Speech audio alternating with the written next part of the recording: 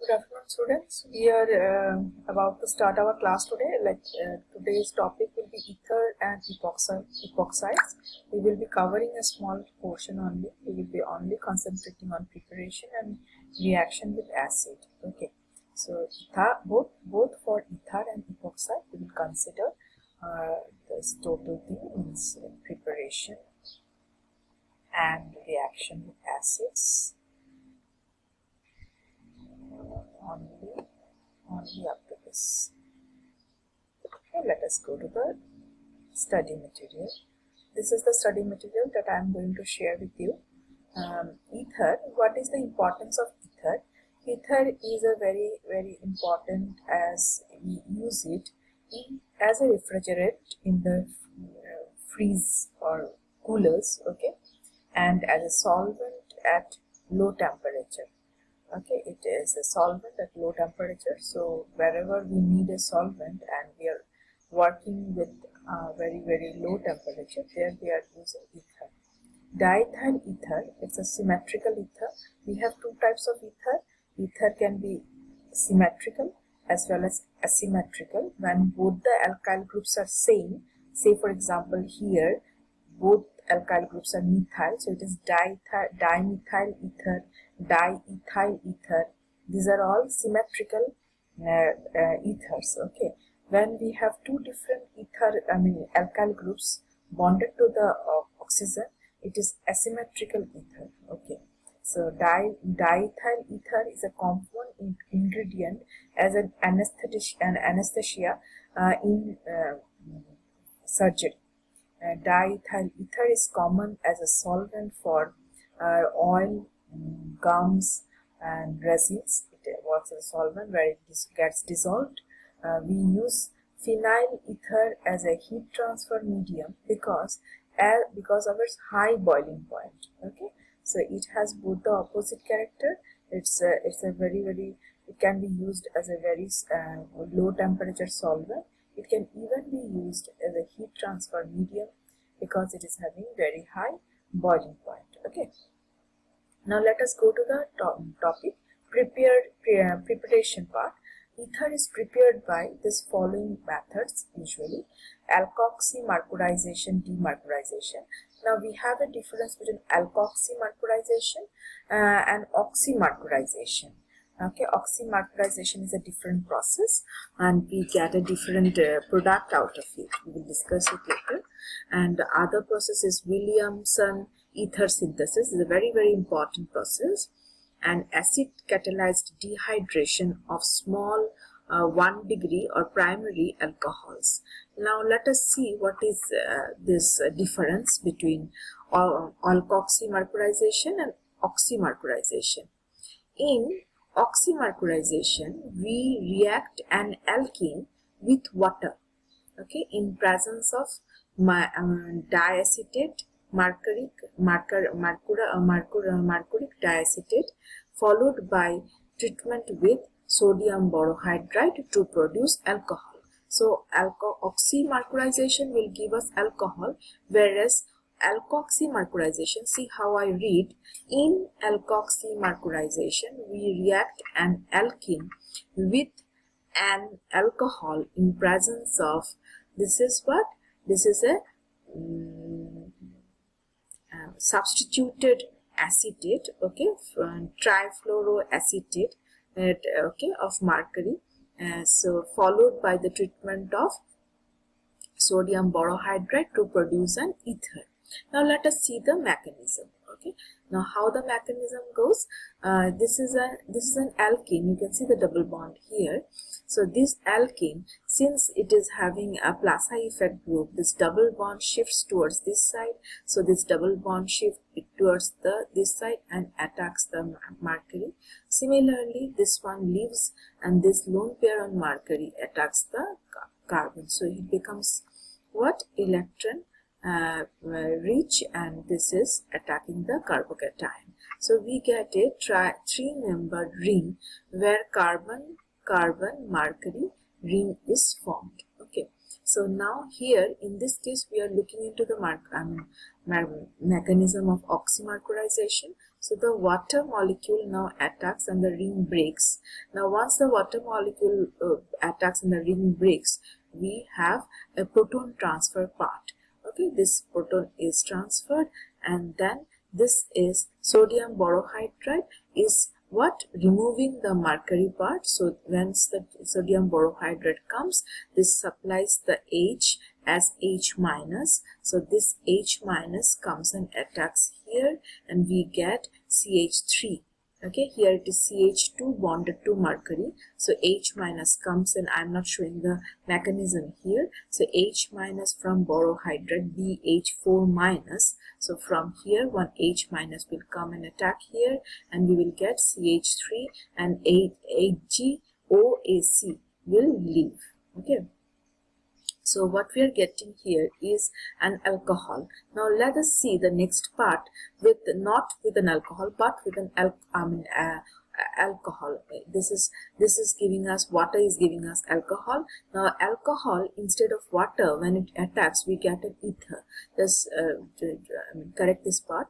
This is an alcohol reacts with more substituted. Now here it is going for the reaction just as it was done earlier. The same thing had been done, only instead of water, alcohol is attacking, the oxygen on alcohol is attacking here, and we are getting here ROH, and it is bonded to carbon. So the H is just leaving as proton, and now sodium borohydride comes, and from here H minus takes this place, and HgOAc leaves.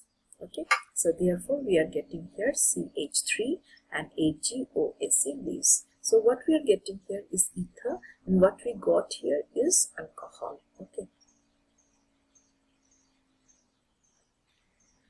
there are some examples given. You can go through these examples, okay, and do the mechanism on your own. Now in Williamson's synthesis, what we have as a reagent, we have primary or secondary alkyl halides, okay, and it reacts with sodium alkoxide or potassium alkoxide to produce an ether. Now in this type, we can get both symmetric as well as asymmetric. Right now the ether that has been formed here is asymmetric ether, because this R is R dash, this alkyl group is R dash, this alkyl group is R. So if we take similar type of alkyl groups in this sodium alkoxide and alkyl halides, okay, then we will get symmetrical alkyl ethers. So this particular process is a very, very important process, because we can use it as per our wish. Tertiary alkyl halides are not used in Williamson synthesis, because tertiary alkyl halides prefers to undergo elimination. Okay, it prefers to undergo elimination instead of substitution. So this part, okay, it cannot provide us with ether. Hence, if we are to prepare, supposing tertiary butyl methyl ether, so we need what? A group which is tertiary. Then what will be our approach? What we will do? So we can use either this, which is, what is this? It is tertiary, you have to write here C. Okay. Tertiary C here, just correct it. CONA and CH3. Similarly, this is also having a C here. Okay. So here I will supply you the corrected study material, and this is methyl alcohol. So we have methyl, we have methyl. Now which one will you use? This is not used, because here you will be getting a carbocation like this.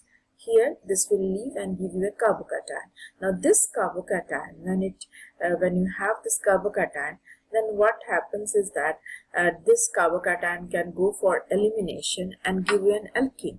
Okay, so instead of ether, you are getting an alkene. So rather you will go for this one, because when Br minus leaves, we get a CH3 plus, and this is not going for any kind of elimination. It doesn't have any scope of going for elimination and forming an alkene. Okay, so therefore we will prefer this reagents to prepare tertiary butyl methyl ether. Okay, next is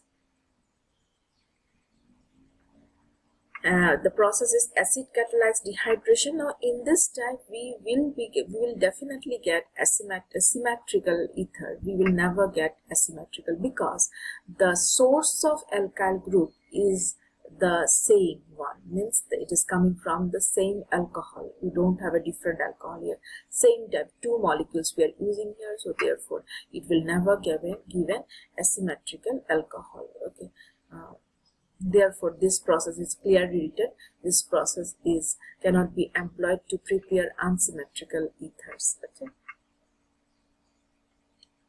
next, how ether reacts with acid.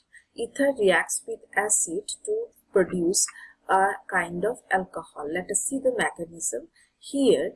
Okay, this is a ether. It is having an ether. So this H is attacked by the H plus is being attacked by the oxygen's lone pair, and we get a bond here. So therefore it gets a positive charge.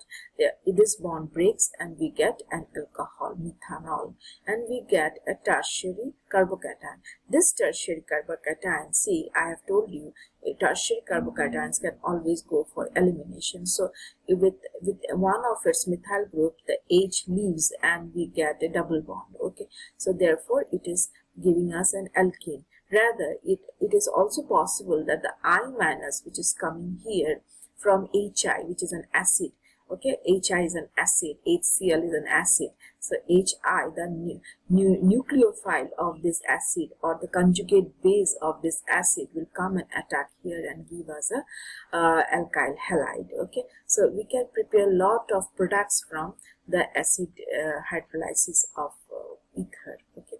Next comes to epoxide preparation. Epoxide is a very important reagent for several products. Ethylene oxide is used as an important chemical feedstock in the manufacturing of ethylene glycol, which is used as antifreeze, liquid coolant and solvent, so it will not get frozen. Okay. In turn, ethylene glycol is used in the production of polyester and polyethylene terephthalate PET, that is used for many plastic bottles that we use in storing our drinking water.